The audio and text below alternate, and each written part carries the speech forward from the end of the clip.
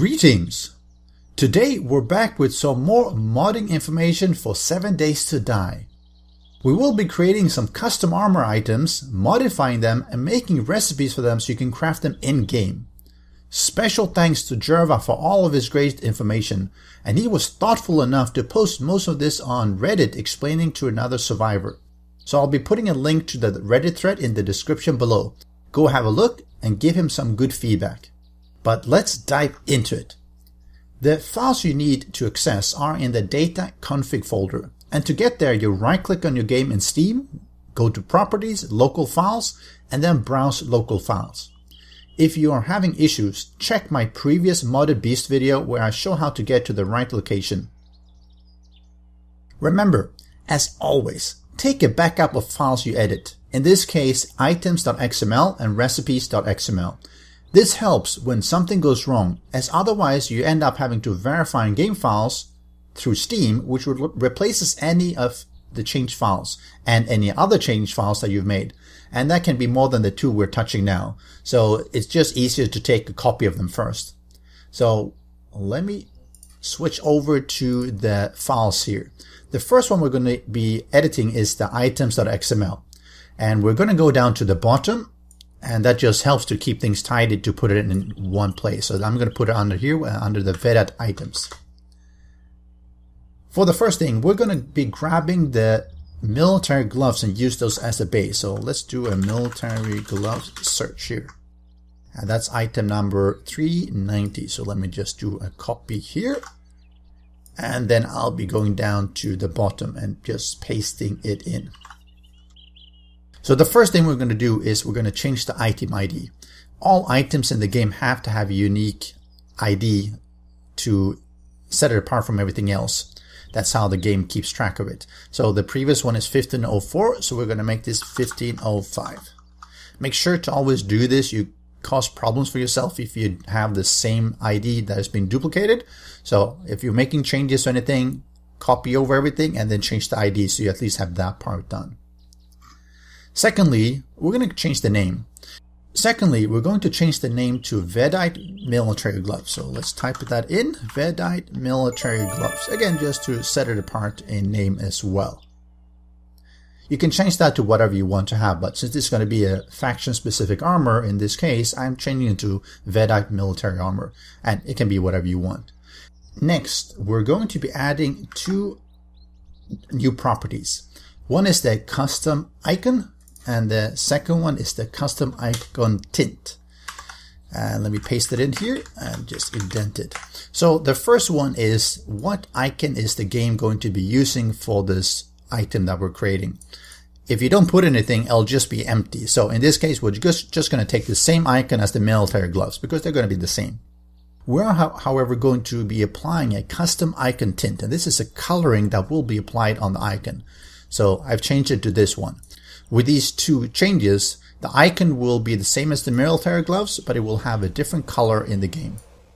Going down further, we're going to go down here to the UMA section. And we're going to put in one more property. And we don't want that part. So we're going to put in an overlay tint. And this is the tint or the color that the actual item will have when it's worn. The one above is for the icon, but this one is for the actual item when it's being worn. So make sure you don't forget changing this one. If you don't, it'll just be the same color as the standard military gloves in this case.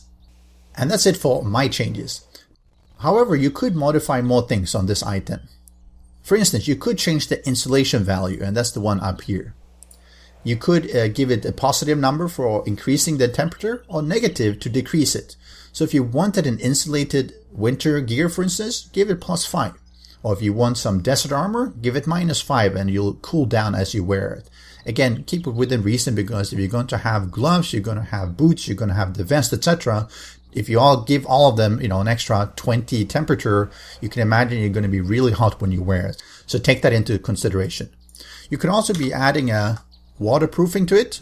And again, that's something which you, for instance, have on some other ones. You can look at waterproof, and you'll see that, for instance, on the plant fiber hood, it has some waterproofing, etc. So that's something that some of the items have that just helps you protect against the rain and the snow. In this case, I don't want to have it though. So let's just remove it. Now the rest of the armor types, which is the boots, vest, leggings, they're all the same. So I'm not going to show these ones here. But for the helmet, we're going to add yet another function, being the mining helmet light. And I figure if you can tape a light onto a normal helmet to make it a mining helmet, why can't you do that to a military helmet? So while it won't have the proper light model, meaning it won't have in the actual icon or the model, it won't have a light attached to it, the light will be floating in the forehead. So, you know, that's not necessarily the perfect look, but it's very similar to what happens if you wear a hoodie in the game, because that also hides the helmet and you have a floaty light. So I'm going to copy in the military helmet. If you give me a moment here, that I pre-constructed. Again, it's following the same thing as before. So again, it's got a different ID. It's got a different name. I put in the custom icon and a custom tint. Right? And if you look here, I also have the overlay tint. Now I've added 3 properties here. For the first one, which is the class of item class toggle, that just allows you to toggle it on and off. So that's important. The second one, which is activate object, is what is that all about? Well, it's going to be a mining helmet light source. Thirdly, what is the light source? Well, it's going to be the same as for the mining helmet. So these 3 will enable you to toggle on and off a light coming from the helmet, which is just like the mining helmet. And you see that mining helmet. So you can find that one. And you see the same thing existing in the mining helmet. You have, for instance, this one, and you have the source, etc. So it basically follows the same way as the mining helmet. So let's say you've done all these changes, you've saved, and let's switch back into the game and let's see how that looks. So you go into creative mode. If you haven't, you go into the console and hit your normal creative mode, and then hit U. And that brings up the creative access for everything. And let's type in Vedite, and you'll see I have a number of these ones. I have the Vedite gloves, helmet, boots, armor, well, the leg armor, and the vest. So you can already access them here after doing that, assuming everything loads in properly. However, of course, this is just in creative mode. You obviously want to have another way of accessing them. So there's a few ways of doing that. I mean, one is to add them into the loot tables, which is a little bit troublesome because you have to add them in different places, and you have to balance the loot as well. So what I'm going to do instead is that I'm going to add recipes for these ones so that you can actually craft them.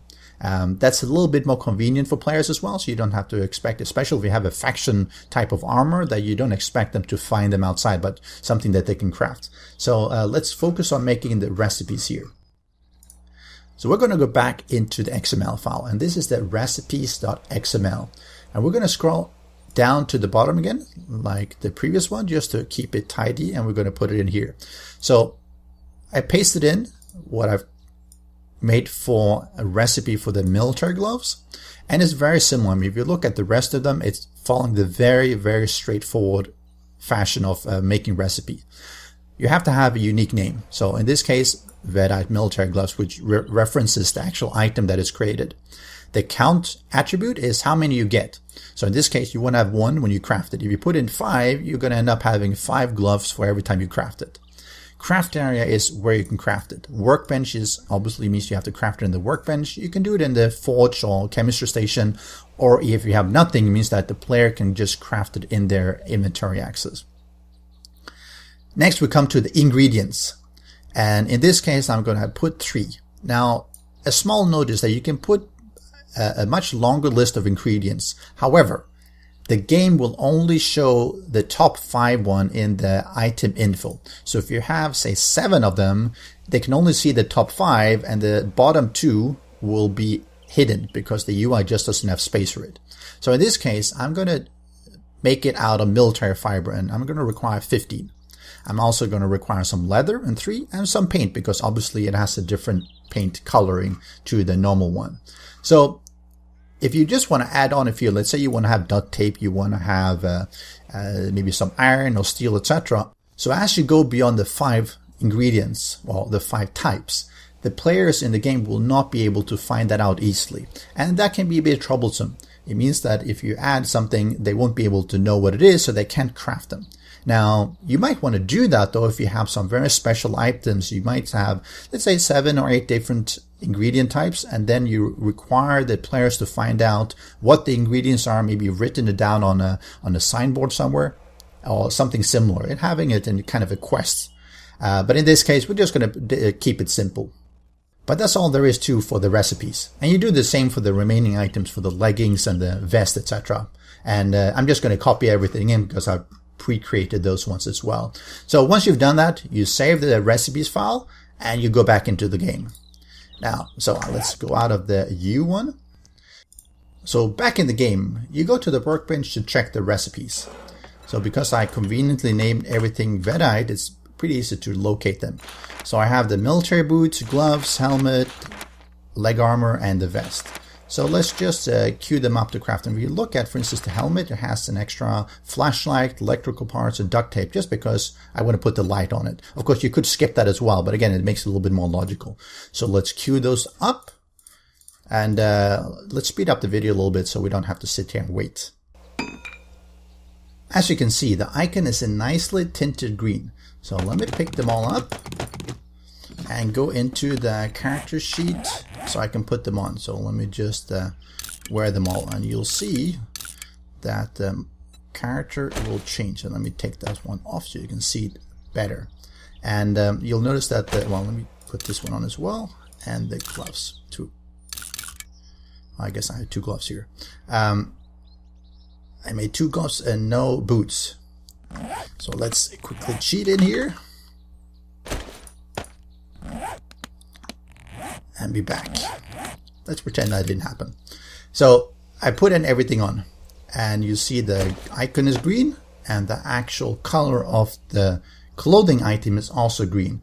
And you can actually verify that if you go into DM mode, which is the debug menu, and you hit F5, you can actually see how this looks on the character model. Unfortunately, you can only do that from behind. You cannot do it from the front right now. And again, that's a game engine thing. If you then hit F for mining light, you can actually also see that one is working fine, and toggle off with F as well. Let's go back into normal first person view. Now, what could go wrong? Well, the most common thing is that you botch up the XML file, such as you use materials that do not exist. Maybe you have naming issues, you don't create a unique item ID. Some things such as recipes mistakes will cause the recipe to just not show up. So if something goes wrong and you still can load the game, hit F1, go into the console and just scroll up. If something went wrong during the game load, it will usually be flagged up in red, and it'll tell you such as that, the material doesn't exist, the ingredient doesn't exist, or the item cannot be found, or something like that, right? And then you just fix that in the game as well. So at worst, you just revert to your save copy and you do the changes again. And this is why you want to keep a safe copy of the file. If you run a server, all of this has to be changed in the server data files, not on each client. But that's a good thing, as once you've fixed it on the server, each client will be following it automatically when they connect to that server. And with that, we've added some Vedite armor, and we've added recipes for creating them, and see how cool they look on the character. And as you can see, modding is not only simple, it's fun. And if you find this video useful, drop the video a like and tell me in the comment section what cool things you mod, or what you would like to mod, or what you found particularly useful in this video. As always, do subscribe to be notified of my next videos. And a big thanks again to Jerva for his modding information. Good luck!